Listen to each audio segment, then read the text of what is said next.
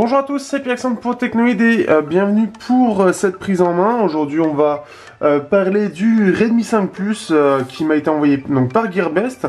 J'ai la version 4Go 64Go de stockage. Ils ont été assez sympas là-dessus. Et donc c'est un petit peu le petit frère du Redmi Note 5.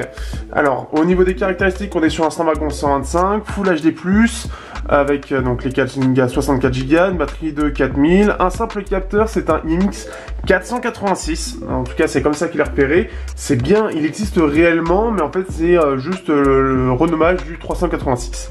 En ouverture 2.2, toujours du micro USB type B, avec ce double faux haut-parleur. Vous en avez un seul qui est un haut-parleur, l'autre c'est le micro. En haut vous avez le jack, là voilà, vous avez le port infrarouge, donc ça c'est plutôt cool. Pour parler du produit en lui-même, dans la différence, en fait c'est très proche en termes d'utilisation, c'est très proche. Sauf que pour l'instant, sur la version Europe, on est sur Android 7.1 pour l'instant, donc il faut attendre encore un petit peu pour avoir Android 8, mais ça devrait sûrement arriver. Et après, c'est la même version de MIUI. On n'a pas de reconnaissance faciale, par contre, hein, ça c'est la grosse différence. Et dans la réalité aussi, par rapport à une Note 5, c'est surtout la photo qui est très différente. Des premiers tests de photos que j'ai fait, c'est vraiment très moyen. Les MX86 c'est vraiment capable de faire des très belles photos, mais force est de constater que soit la lentille, soit le logiciel n'est vraiment pas au point.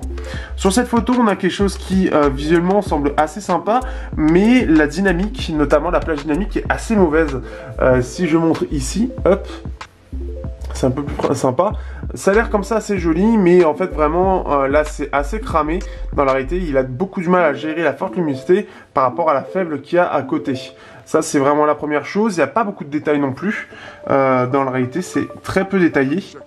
Donc c'est pour ça d'ailleurs qu'on peut pas trop zoomer, hein, c'est aussi la chose. Donc ce qui fait que ça va être vraiment un smartphone qui en soi peut faire un bon rendu photo, mais ça manque vraiment de dynamique et énormément de détails.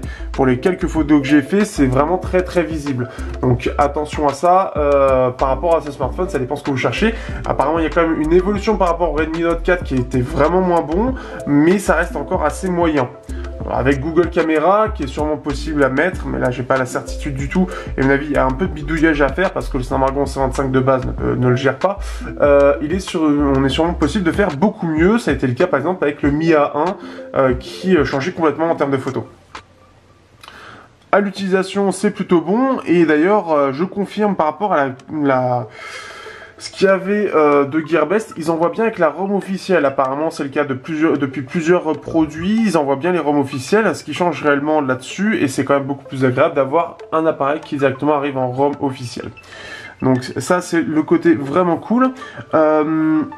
Pour dire après, j'ai pas forcément grand chose à dire. Sortant du Redmi Note 5, on va ressortir à peu près la même chose. C'est surtout la photo qui est clairement moins bon. Donc, selon ce que vous cherchez, ça va être clairement moins bon. Le lecteur d'empreinte, lui, est plutôt bon. Alors comme on peut voir au niveau de l'écran, ça fait un peu bizarre, mais c'est aussi parce que j'ai gardé l'écran de protection qui mate. Mais l'écran en soi, lui, est plutôt bon. J'ai l'impression qu'on a le même écran que le Redmi Note 5. C'est exactement le même. Par contre, la grosse différence, ce que j'ai remarqué très vite, c'est l'autonomie. L'autonomie est clairement beaucoup moins bonne et clairement pas au niveau de ce que peut faire un combo Snapdragon 125 et batterie de 4000 mAh. Je me pose la question de savoir si l'écran ne consomme pas plus sur celui-là ou est peut-être moins optimisé, mais il y a quelque chose qui fait que clairement l'autonomie n'est pas du tout à la hauteur. On fait à peu près 6 heures, beaucoup font 6-7 heures. Normalement, avec un tel combo, on devrait pouvoir faire 10 heures facilement. Donc il y a un souci là-dessus. Est-ce que c'est un problème d'optimisation? Est-ce que c'est un problème matériel? Est-ce que c'est l'écran qui consomme à mort? Est-ce que c'est la batterie qui n'est pas très performante dans la réalité? J'ai pas du tout la réponse, mais en tout cas, clairement c'est ça. Sinon, en soi, le produit est plutôt bon. En 190 $ avec la B20, je trouve ça plutôt intéressant. Il y a un bon ensemble, mais je le trouve pas forcément incroyable pour le rapport qualité-prix. Il est plutôt bon, mais il a quand même quelques défauts, notamment l'autonomie qui me déçoit réellement. Je m'attendais à bien plus. Le Redmi Note 4 par exemple est capable de bien plus, mais là c'est assez moyen et je me pose la question de pourquoi. Sur ce, on se dit à bientôt pour le test complet dans quelques semaines.